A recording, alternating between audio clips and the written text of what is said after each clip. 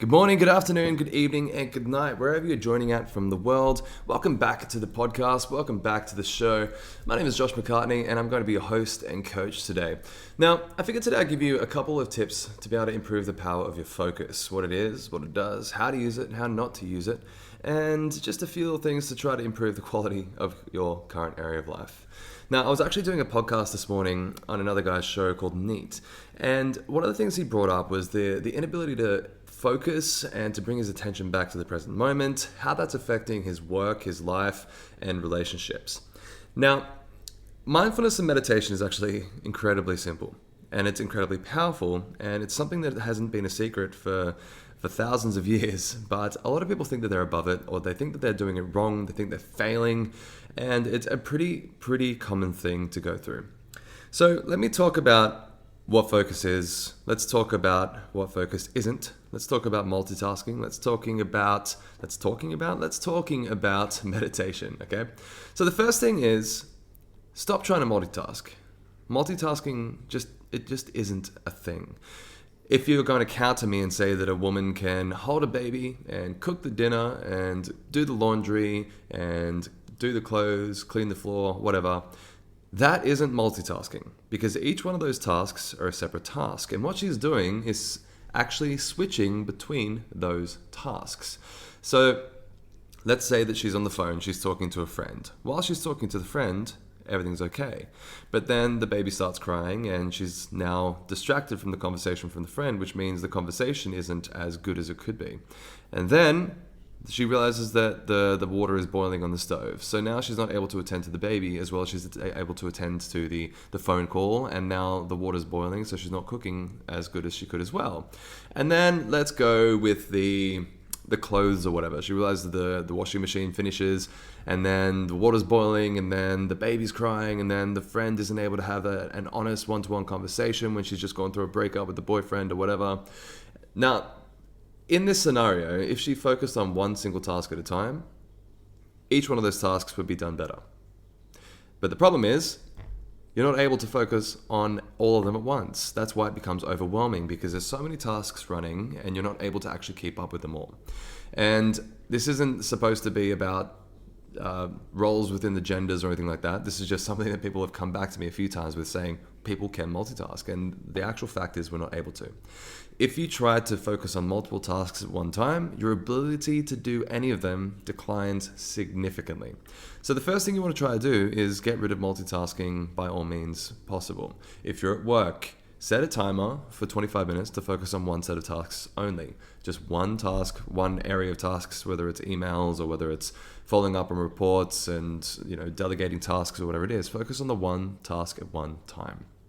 Now, let's talk about how to actually improve your focus with mindfulness and meditation, what it is. Meditation isn't you sitting in a cave for 300 years with your fingers touching and saying the word Om like a monk. You don't have to do that. That isn't actually what meditation necessarily is. Meditation is just simply to become aware of oneself. When you are feeling anxious, you are experiencing anxiety, but you aren't the anxiety itself. If you are experiencing fear, you're experiencing, but you aren't the fearful self who's just experiencing it. If you're feeling happiness, you aren't the happiness, you were just experiencing the happiness itself. So the way that I like to visualize it is, imagine you are watching a highway of cars go past. One car stops in front of you and it's anxiety. So what you do is you hop in the car, and then you go in the car and you start feeling anxious for about 1 or 2 kilometers or something. You hop out and you're like, what just happened? Now you're back to normality. Then another car comes across and it's fear. So you hop in that car and you're afraid for the next couple of kilometers. You hop out and you're like, what just happened? Next one comes and it's sadness, and you feel sad for a couple of kilometers, and then you hop out and you're like, what was that? Where am I now? And then a happy car comes across and you hop in, you have a good laugh, and then 2 kilometers down the road, you hop out. But any time that you hop into those emotional cars, you weren't the car itself, you were just experiencing it. You were just part of the journey. So mindfulness and meditation is being able to watch the car go past without getting in it. And the more times that you practice this, the quicker you get out of the car and to eventually not being able to have to get into the car itself. So mindfulness and meditation, some of the practices are literally as simple as watching your breath go in through your nose and out through your mouth. in through the nose and then out through the mouth. You'll start to notice that your mind gets distracted and it goes in a different direction. That is you hopping into one of those cars. So your job is to bring your awareness back to now and not get in that car for any longer than is necessary. That's it. That is you winning a meditation.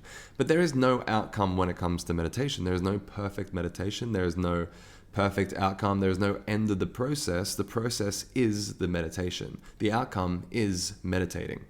So instead of thinking that you're doing it wrong, every single time that you bring your focus and awareness back to now is a success.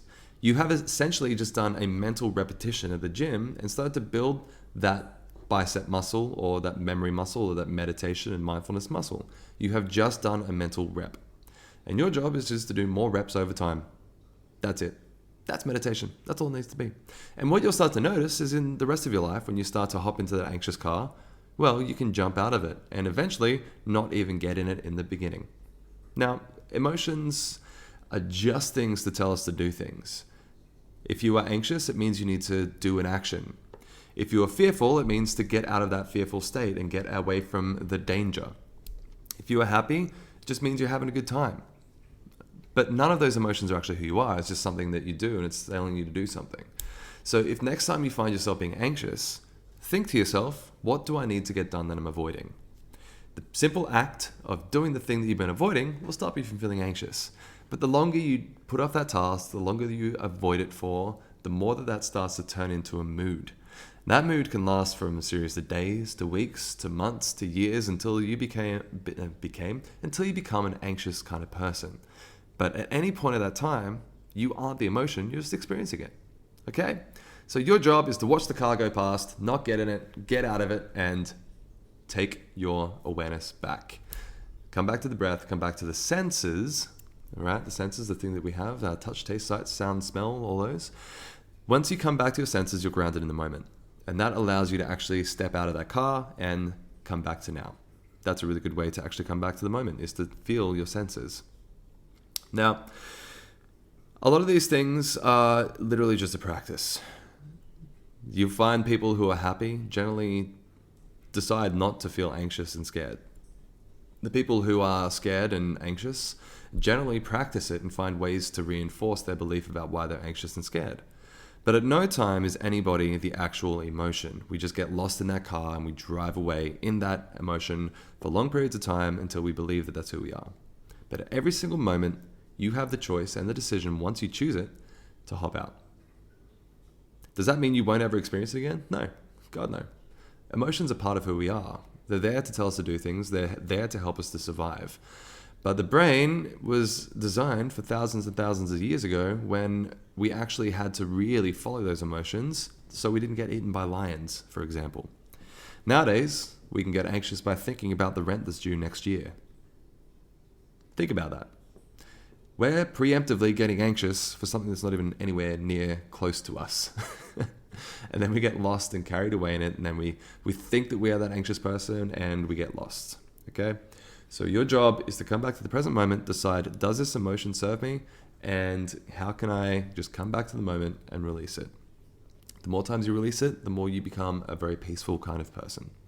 And that's it. That's the aim of the game, is peace and content. But also respecting the emotions and what they are good for.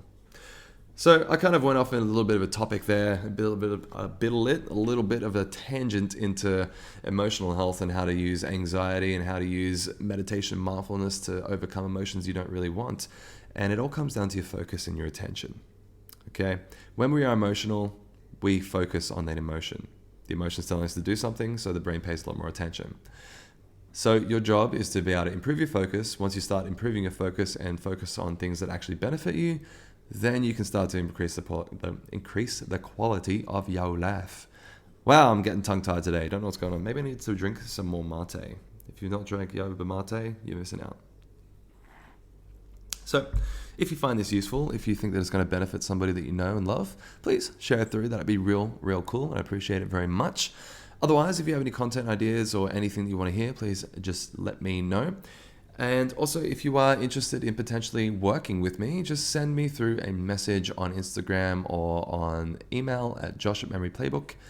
And I hope you guys have a fantastic morning, afternoon, good evening, and good night. And I'll see y'all next time. Peace out.